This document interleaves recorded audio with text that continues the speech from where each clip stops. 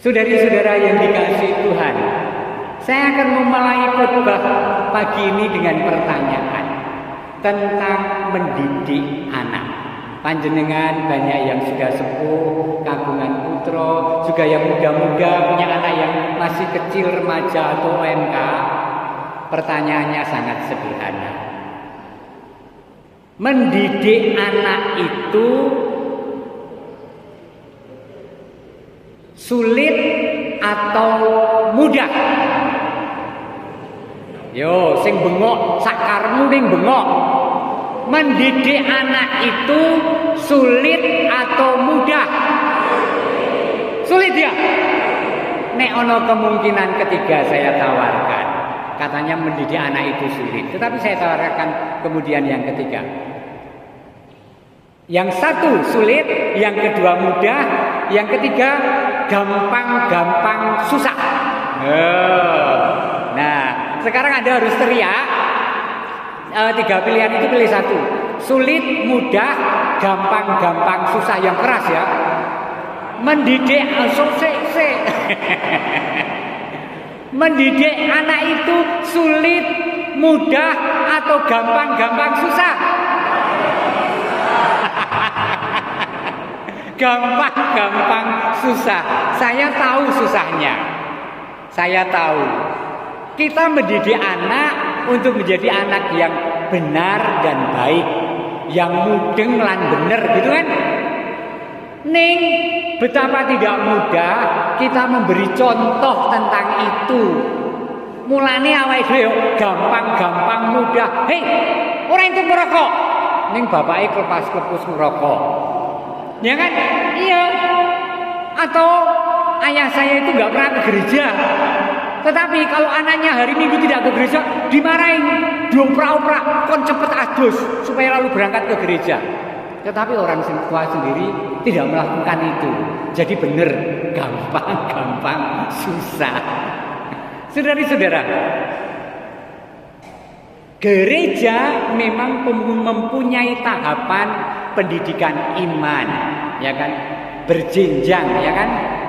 Tetapi sesungguhnya kalau kita mengandalkan itu pada diri kita dan pada anak-anak kita, kecelik.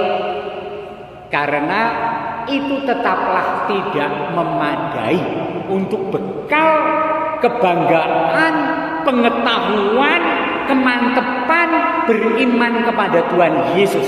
Kalau hanya mengandalkan kursus persiapan baptis, katekumena, jur leren, ratau moco, ratau goleki ilmu, mengko waktu komuni, persiapan komuni, melakukannya lagi.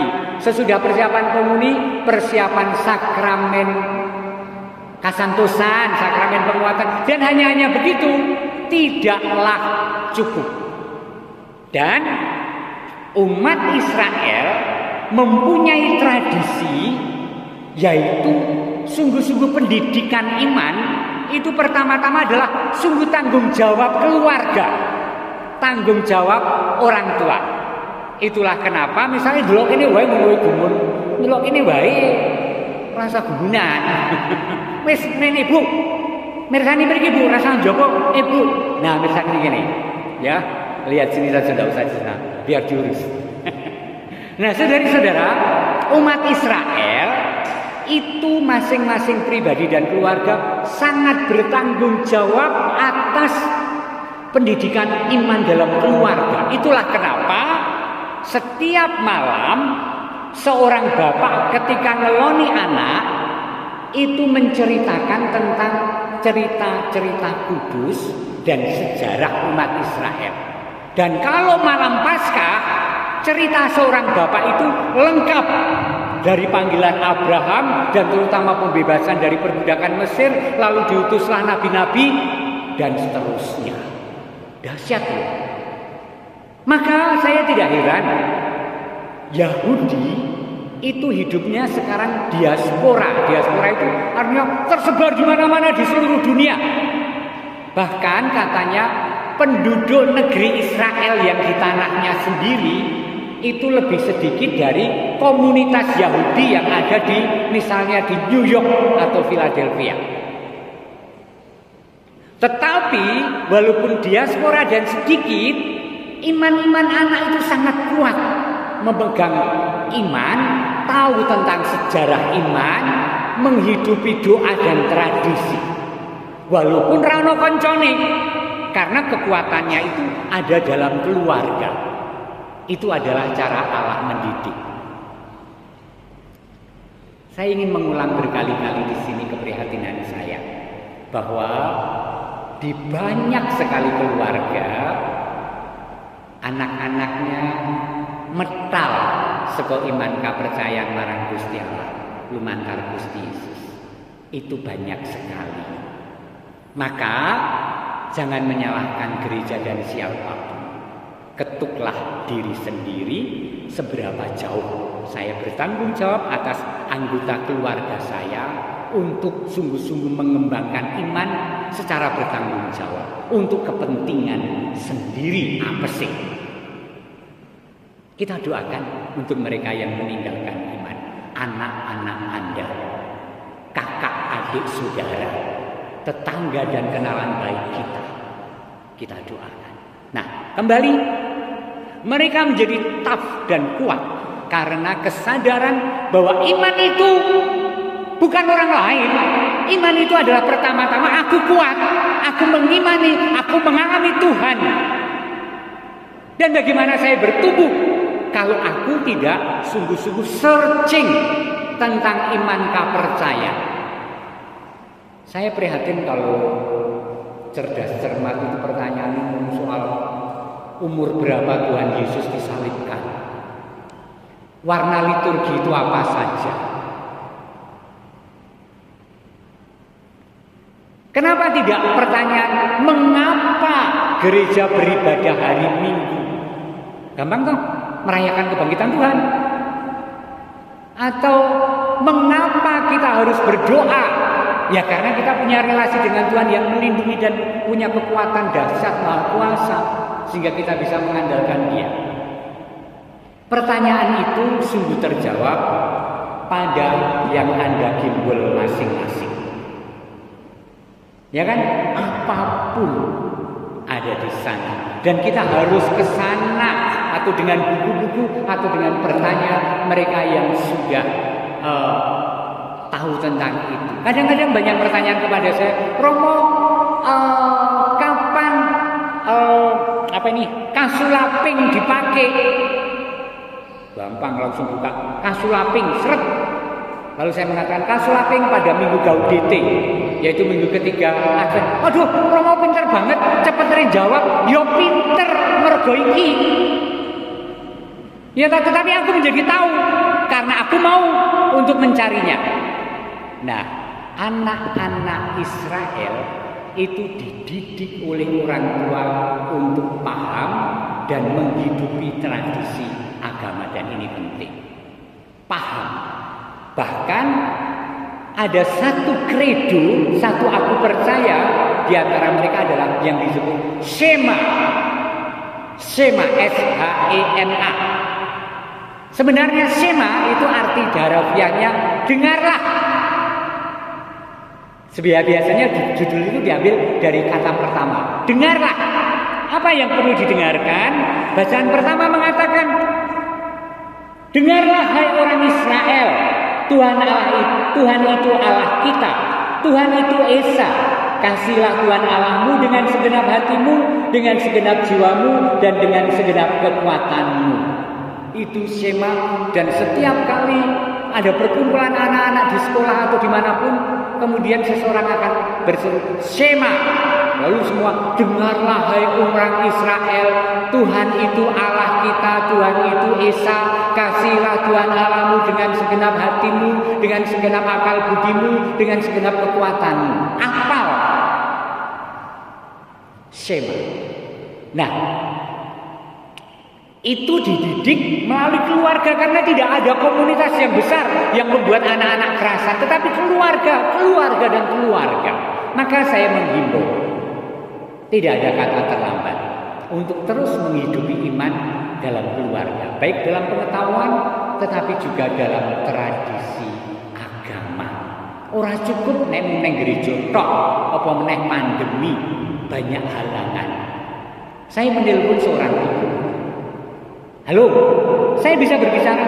Iya Romo, selamat datang, selamat malam Romo, maaf. Jam 9 ini saya harus mempersiapkan mesbah keluarga. Aku bingung, mesbah keluarga apa kaya istilah kudu Katolik. Nanti 1 jam lagi saya telepon Romo. Oh ya, saya 1 jam menelpon dan dia bercerita, maaf Romo, saya sedang ngajari anak saya yang kelas 4 SD untuk memimpin ibadah sabda di keluarga. Dahsyat loh. Dahsyat, kelas 4 SD memimpin ibadah lengkap di keluarga, dan itu mereka menyebutnya mesbah keluarga, dan itu tiap malam bergiliran. Apa yang dilakukan? Saya bertanya. Ya seperti ibadat sabda Katolik Romo, puji-pujian biasanya lebih dari 1 untuk merangsang konsentrasi kita pada Allah yang hadir. Dan kemudian saya mengaku doa pembuka, bacaan firman, dan kemudian sharing di keluarga itu doa umat Bapa kami, penutup. Berapa lama kamu melakukannya? Itu singkat kok Romo, setengah jam. Bisa kaya bisa harian. Dahsyat ya. Dan apa yang kemudian saya lihat, keluarga itu memang bertumbuh, dan anak-anak itu bukan anak yang seringkali kita keluhkan, Romo anakku bisa itu ora gelem to nek dijak ning gereja. Romo kok saiki anakku iki mangkal to nek dijak rosario. Romo dan seterusnya. Kita mengeluh tentang remaja kita, tentang orang muda kita, tentang anak-anak kita, sebab penting sebabnya saya tidak pernah dalam kesungguhan menumbuhkan tradisi iman di dalam keluarga saya, dan panennya adalah tangis. Nah, seorang anak yang saya ceritakan dalam keluarga remaja, putri, dan saya bertanya, "Nok, kok kamu mau hebat loh kamu itu ya, ikut pujian bersama keluarga yang melayani komunitas yang besar ini?" Lalu dia mengatakan, "Dipaksa mami kok Romo." Ibunya tersenyum dan saya mengatakan, "Sip, dipaksa ya, dipaksa. Anak ikut gelem, dipaksa." Dan mereka bertumbuh dan menjadi luar biasa ya. Karena melakukan hal-hal yang rutin dan bertekun, sungguh-sungguh mengajarkan dan membiasakan iman. Nah, Allah membentuk bangsa Israel yang sangat berakar dalam iman itu melalui cara hadir di tengah keluarga, dan keluarga yang terus bertanggung jawab atas iman yang telah dipeluknya. Tetapi Yesus bertahap, Allah bertahap mendewasakan.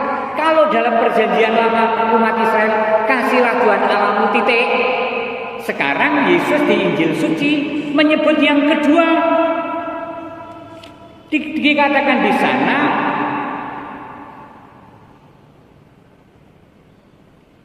dan hukum yang kedua ialah kasihilah sesamamu manusia seperti dirimu sendiri. Jadi bangsa Israel mulanya mengasihi Allah itu yo nindake angger-angger peraturan agama titik. Perkara urusan karo wong liya, jahat karo wong liya, membunuh orang lain, menyingkirkan juga, kuwi urusan liya. Enggak dong. Bagi iman Kristiani, bagi Israel baru, mencintai sesama adalah sama dengan mencintai Allah, atau wujud dari cinta dan bakti kita kepada Allah. Kami sudah diciptakan untuk saling mengasihi. Sadarlah engkau manusia, cintailah sesamamu seperti dirimu sendiri. Bersama-sama kita nikmati apa yang dikaruniakannya. Tepuk tangan bagi Tuhan, puji Tuhan. Ya. Saudara-saudara yang dikasihi Tuhan, nanti ada tambahan lagi. Orang Yahudi tadinya kan hanya taat peraturan dan tidak peduli. Sekarang diajak peduli, tresnanono pepadamu kaya dene kowe tresnani marang awakmu dhewe. Cintailah sesamamu seperti kamu mencintai dirimu sendiri. Amin. Dan nanti akan tambahan, ada firman lain, hendaklah kamu saling mengasihi. Ukurannya bukan diri sendiri, sebagaimana aku telah mengasihi kamu. Jadi cinta yang kita wujudkan dalam keberagaman itu bukan cinta basa-basi, tetapi cinta Allah kepada ciptaan yang mengorbankan hidupnya untuk hidup dan keselamatan ciptaan, yaitu kita semua, saudara-saudara kita, tanpa batas. Amin.